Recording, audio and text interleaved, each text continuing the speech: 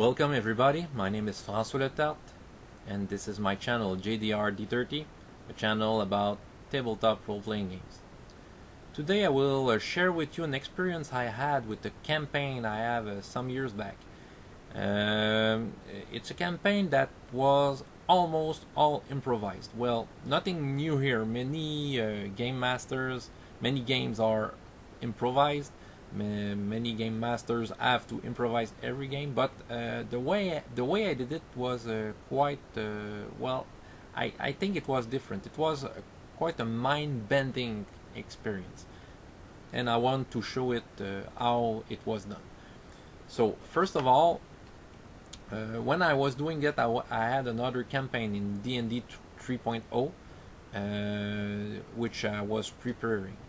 But I had another group, it was kind of a Tuesday night, and we played another fantasy game which was taken from a magazine, a French magazine called Casus Belli, which is a watered down version, a simplified version of basic role-playing. And in that magazine you have the system, how it works, and you had two settings. One of them was a fantasy setting it was quite inspired by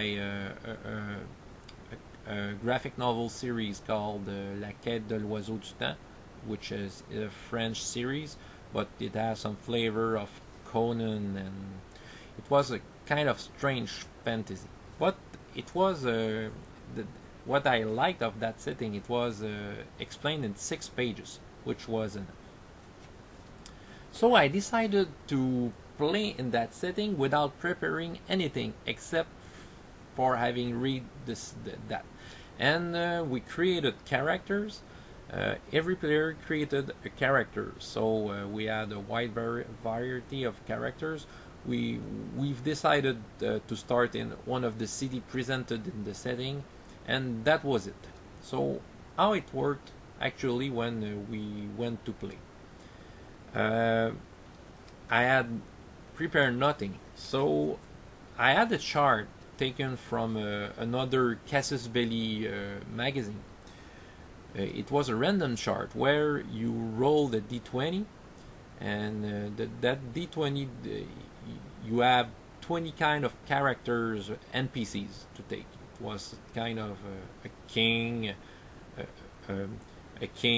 thief, a woman. It was generic like that. And you rolled a d20, you have a character, an NPC. You rolled another d20 for a verb. The verb like wants to buy, wants to corrupt, want to steal, want to kill.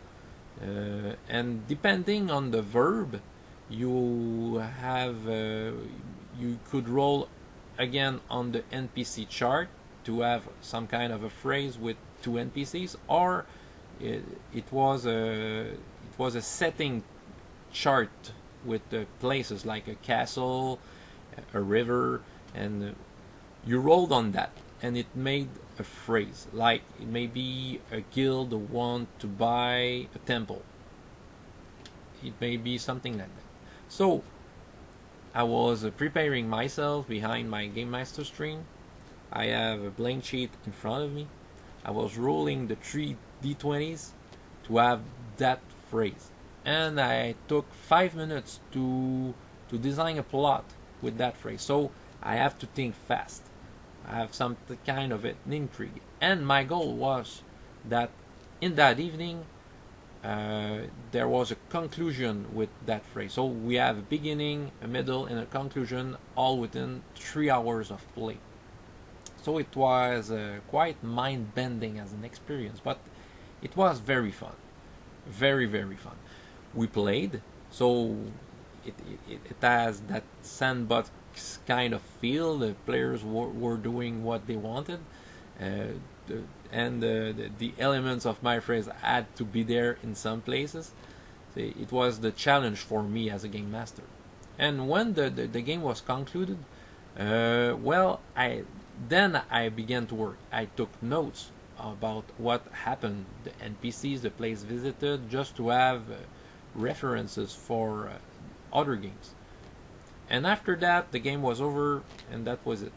And the next week, I didn't prepare anything, and I was doing the same thing. I rolled the 3d20, check out the chart, wrote the sentence, and try to make something out of it.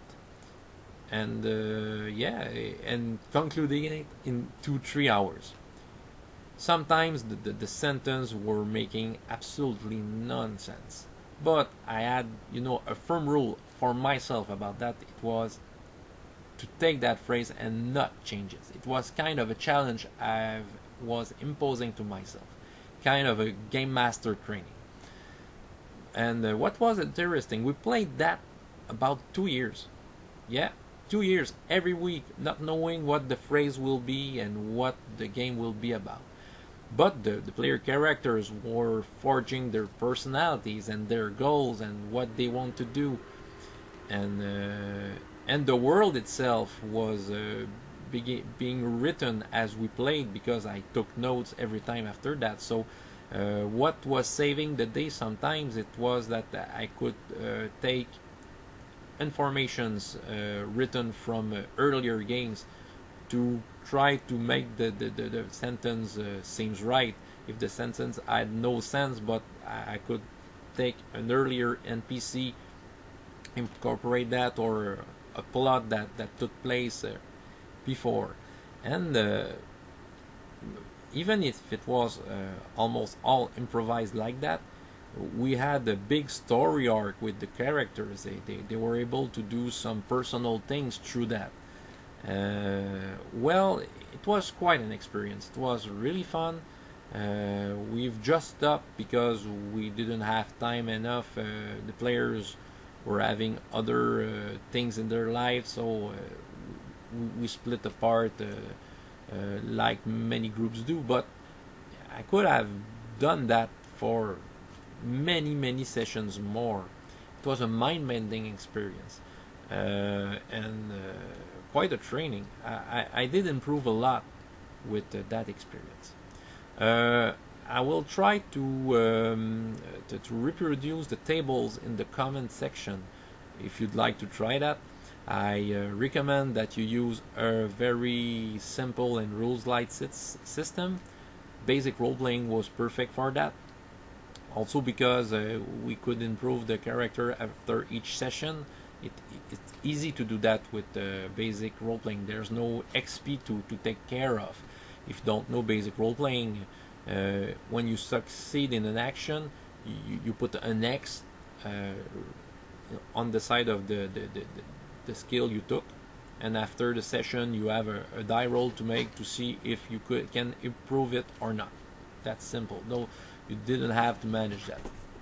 So I hope well, I'm happy to have shared that with you. I hope that it will be useful for you sometimes. And yeah, hope you've enjoyed it. And up to next time, my name is François Letarte for JDR D30.